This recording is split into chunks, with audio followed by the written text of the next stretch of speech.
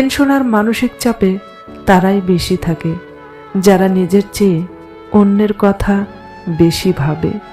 যার মন ভালো হয় তার ভাগ্য খারাপ হয়, এটাই মনে হয় জগতের নিয়ম। কিছু কিছু সম্পর্ক জীবন থেকে ছিন্ন হয়ে যাওয়াই ভালো। বুক চিরে গেলেও সম্পর্ক যদি কমফোর্ট না দেয় তাহলে মায়ার টানে পড়ে থাকা উচিত নয়। যে দরজা তোমায় বারবার ক্ষতবিক্ষত করে সেই দরজায় খিল দিতে শিখো।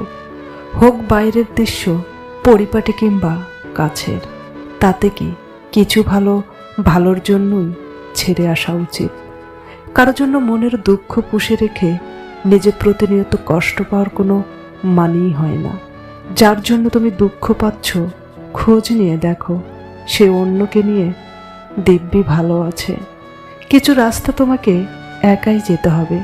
না থাকবে তোমার পরিবার, না থাকবে তোমার বন্ধু, থাকবে শুধু তুমি আর তোমার ছায়া। মানুষের পতন সেই সময় থেকে শুরু হয়ে যায় যখন নিজের আপন মানুষকে হারানোর জন্য পর মানুষের পরামর্শ নেয়। মানুষ ঠকায়েন না, মানুষ বাঁচেই বা কয়দিন। মানুষের বদদোয়া মানুষকে ভালো থাকতে দেয় না।